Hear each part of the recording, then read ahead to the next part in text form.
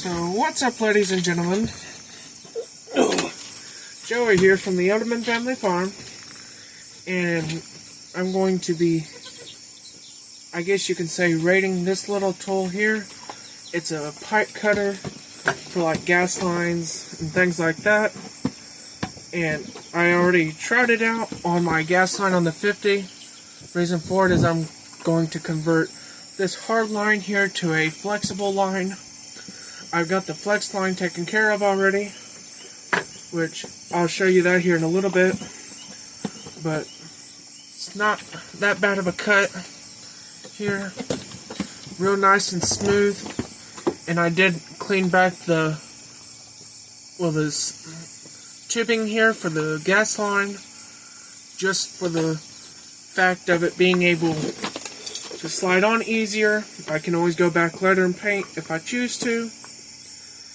Which, as you see, it's a John Deere gas line, which you can see the John Deere paint. And my next cut will be over here. This here is a super simple piece of equipment to use, so I'll set that down. But what you do is you take your line of wherever you're going to cut at here, which I had this here pretty well all the way open, so I'm going to close it down some just so where it's easier to do with holding stuff. And I thought this here was going to be one of those things that could be tricky at first. I done it with zero experience at all, but all you do is, like I have here, you take it and you line it up with these two rollers. Plain and simple here. As long as you can keep it held on there and do this all at the same time, with only two hands, and try not to get your finger in the way. And I'm sure there's going to probably be a lot of people making fun and stuff in the comments, which that's okay. Because, as I always say, I believe it's something about a kid's going to play with a new toy or something. But it's really simple, and I'm not lined up with my marker. There we go. But once you get it lined up where you want it at, you tighten it up some to the blade, and then from there, which you'll be turning clockwise, which tightens it up. And you just tighten it up some, and it pinches it, and then all you do is you just take it around and around until it loosens up. Once it loosens up, see, there it just loosened up for me. You'll take it again, you tighten up some more, and you keep going around. For me, I only had to tighten up maybe one time. If the camera's shaky, that's because Dorothy is in the background. But you just take it and you just turn it until it loosens up again. Then you clockwise turn to tighten. This piece here, keep out of your way. And then just around and around. It's going to loosen up again. Really plain and simple tool to use. Turn clockwise again. Turn it around. Well, it just loosened up again. That's because of the fact it made the cut. So now, as you see, this line here is no longer needed for me, and I have my pieces that I need here. Thanks to this little tool. I'll go get the packaging for that.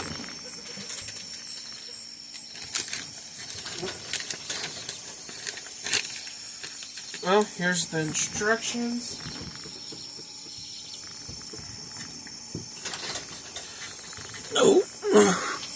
Oh boy.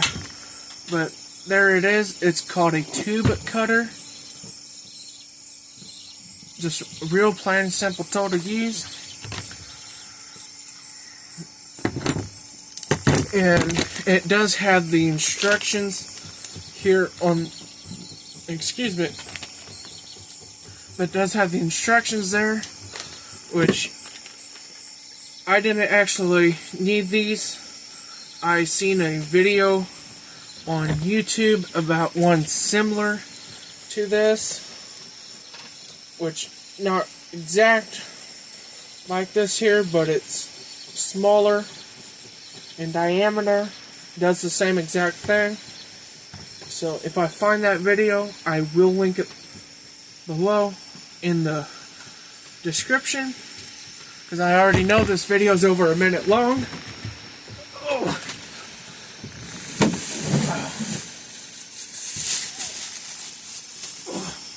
And now for my soft line, or my flex line as I like to call it.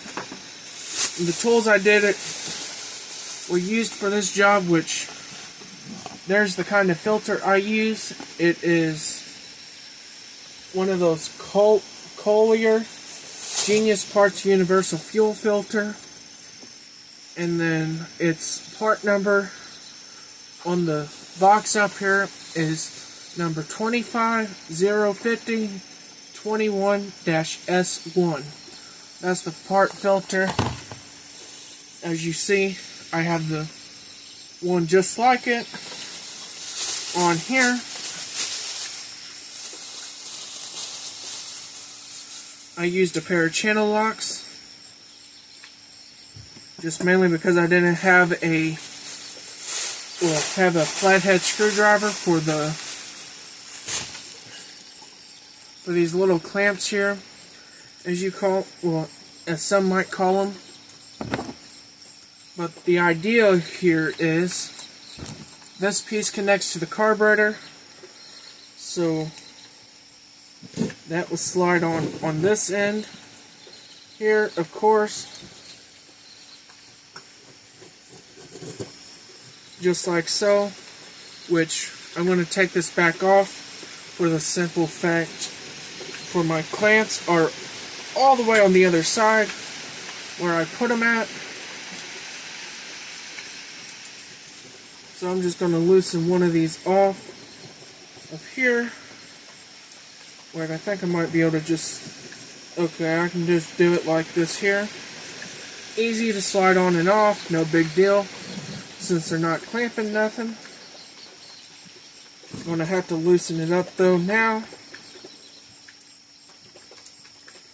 And I just clamped the little nut here to do it. Real simple. Use whatever tools you got available to you. Here, slide it on over as you normally would, just like so. Now, got one on each end here, and I'll get to the rest of this, don't worry. Grab your piece for your carburetor side, slide that on, just like so. So, might have to turn it the way you would want it to be. So for me, I would want it to be something like this here, so that the piece will connect to the carburetor out the side. My fuel shut off here is where it be facing out from the tractor.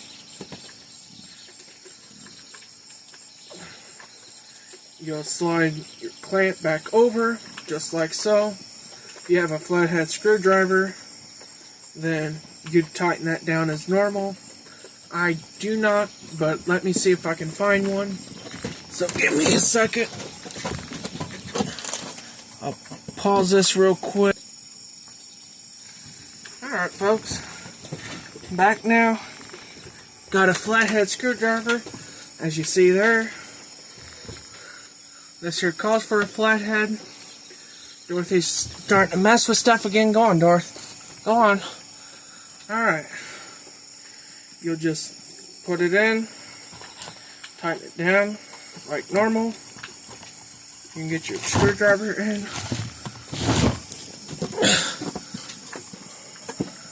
Go on. Sometimes it's kind of difficult to do things with her around. Go on, Dorothy. So you got to get something that extends your reach out a little bit more to be able to reach it. Go on. And just kind of push her back. Alright. And then get all your stuff and move it right here beside you. Because that's the only way to do anything anymore with Dorothy around. So back to what I was saying. You take your flathead, you tighten it down. Feel free to skip forward if you wish to.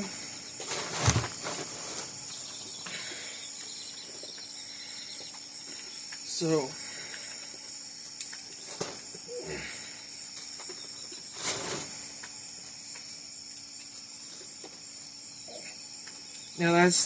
now that that's tight, this side's ready to go in the carburetor.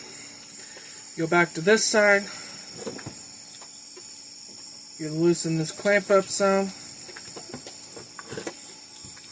There we go. Now it's nice and loose. Wrong port. Here we go. So you take your other end, push it in this end. There we go. That slides in much easier than the other side.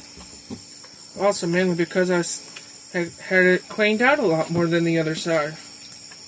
So I don't need it in that far. So I'm going to see about slotting it out some. There we go. Now it's coming loose. About like that would do. That way I still have plenty of room to get in with screwdriver, with either a wrench or a crescent wrench to tighten this back on. This here's to the settlement bowl side. That way, when it's all connected up, this here would be about what it would look like. Fairly, anyway. So, that way if, for instance, you need to drain the tractor or something, you can always take it off here. Obviously, you'd have this shut off, and then going through here, so forth. But what I did with this here is I chose to have my fuel shut off before the filter. That way, if I ever need to change this filter, it's not when, well, if it's when, but when I'll need to change the filter, I can just shut off the fuel from up here, which this system here is much more simpler than a settlement bolt shut off. Those who know the antique tractors, you will know that very well. But anyhow, getting back to this port. Okay, I'm going to have to loosen it some more. So where's my screwdriver? Here's this. Just loosen that up enough to get it up and over. Doesn't take much. There we go. And now put your screwdriver back on. And you'll be turning clockwise to tighten, counterclockwise to loosen, or even known as righty-tighty, lefty-loosey. If you can keep your screwdriver in there long enough, get that nice and tight. There we go. And now this is ready to go on the tractor.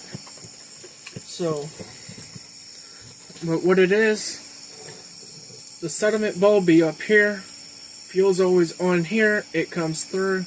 Here's the new fuel shut off. Right now it's off. I had to double check that to make sure, but that is off. You just turn it down like that, turn the fuel on, it comes through, goes up the filter, then from there it goes to the carburetor. Super simple system. Even a child could probably do it. And matter of fact, this here's more simple than probably driving the tractor itself. So But again, all I used was a tube cutter to cut the metal, well, not metal, but the brass copper tube there. You can see its color. And then, as I said, used a pair of channel locks to do all the tightening and stuff here, and then a screwdriver to do these two here on the ends. I will go back there and do all the rest, which that ain't no big deal. Going and turning, which for me it'd be away from me right now, to tighten. Oh, if it don't jump off and stab me in the finger.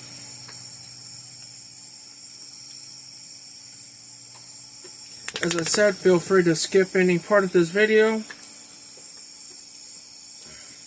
I know I like to talk a lot in videos.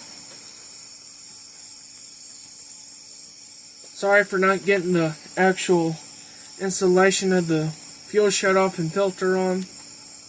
That's really not hard to do at all. It's just a simple push the gas line on from one side, push it on from the other side, cut your gas line to length on both sides, put your filter on, and then tube on the other side, come over here and do the same thing. That's really all it is.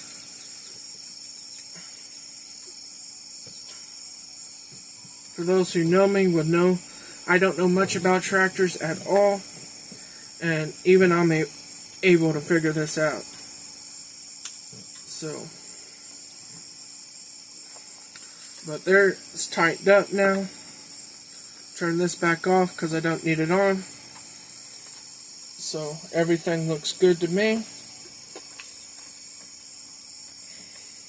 Well, maybe turn this here a little bit more, just like so. But from there, everything looks fine and dandy. So I'm looking at it the way I would look at it as if it was on the tractor right now, which it might be a little bit more sag in the line. That's perfectly fine and dandy. So thanks for watching, everybody. I hope you enjoyed, and if you would, please consider subscribing to the channel. Thank you so much for watching. Have an amazing night, and God bless.